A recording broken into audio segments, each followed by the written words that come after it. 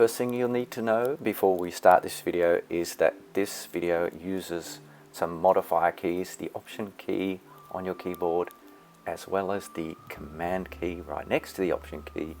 So be familiar with those on your keyboard. You will need to use those in a number of these shortcuts and tips that I'm going to give you. Good luck.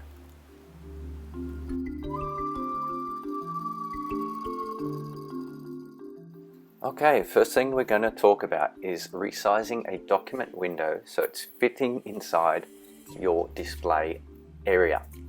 Now, every computer is going to have different display sizes, and some computers will have multiple displays. You can click and drag on the edge of the document window to fill out a particular area, and even click on the edge on the corner of the actual document area to stretch it out. You've also got the enter full screen option, but if you do that and you're running more than one display, it blanks out the secondary display. That's not ideal. So all of these options are not quite hitting the mark. You've also got the zoom option. If you click on the green button there and zoom it, it snaps it to a particular size, and when you click on it again, it sort of zooms back to the size it was. Again, that doesn't fill the complete area of your display. The other option is if you double click on the corner with the Option key held down on one corner like that, it stretches out to the full width of the display, which is kind of handy. And similarly, if you hold down the Option key and double click the bottom edge of the document, it'll stretch out to the complete height of your current display, which is also quite handy, especially in page view like this. But you've probably guessed by now, if you Option double click on the corner of your current document window, wacko, there you go, it actually zooms out to the full display size and still lets you use a secondary display if you've got one. Quite handy. I think it really should be a standard option within that little green plus button, but it's not, so that's a little handy tip to know.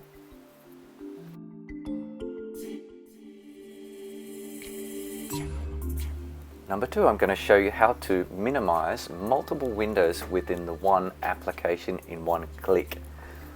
So I've just done it there at the beginning of the video, so let me show how it's done. I'm going to restore these three windows so you can see what I'm actually doing. If anyone knows a shortcut to actually restore all three windows from a minimized view, please let me know in the comments below. Normally you'd minimize by clicking them individually and it minimizes into the dock. That's a bit slow and tedious. If we've got multiple windows, we want to minimize them all in one click.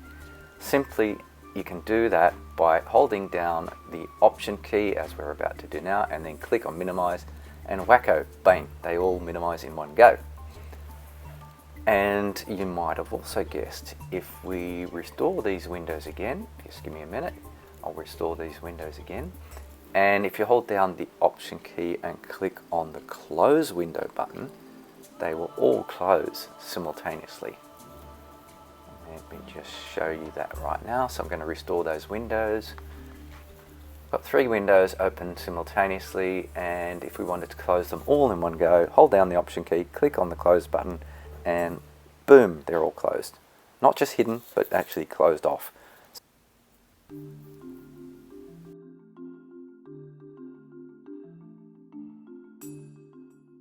Okay, this is a quick and easy one, really simple. Normally when you quick view a document, you can click on it, hit the space bar, and it will give you a little preview of what that document is, and that works across most documents. However, if you hold down the Option key and then do the quick view, so it's Option space, it will actually pop it up to full size screen, and from there you can choose some of these options like exiting the full screen, going back to the small view, or sharing it, or just closing that window off. You can also hit escape to close that window off. Perfect, nice, simple, easy one.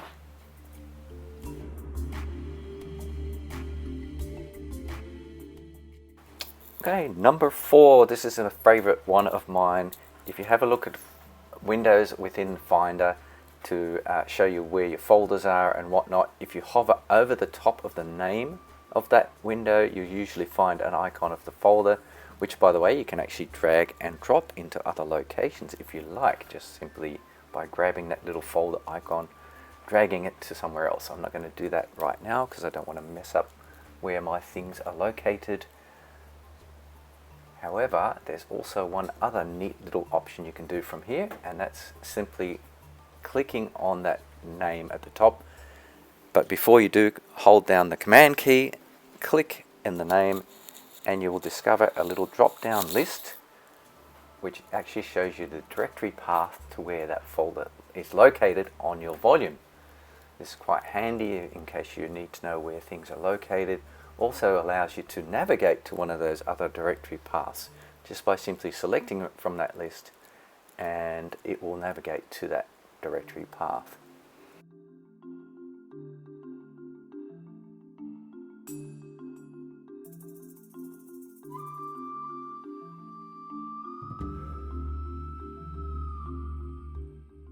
Okay, lucky last, number 5 on the list.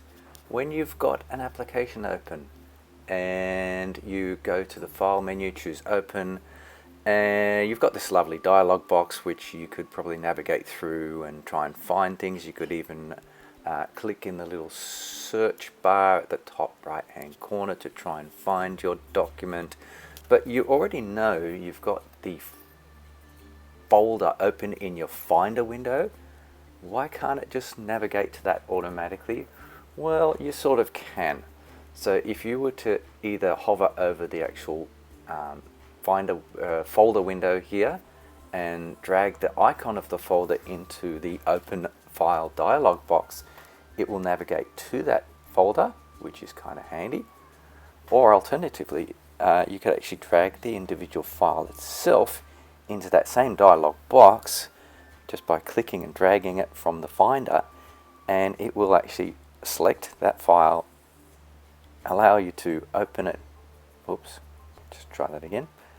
Click and drag it into the open file dialog box, and wacko, there you go. You can open it straight away because it's already highlighted, and it will open that document for you. Now that works pretty much with any application on the Mac, nice and easy. Of course, there are some applications that are exceptions to that rule, but that pretty much applies to most.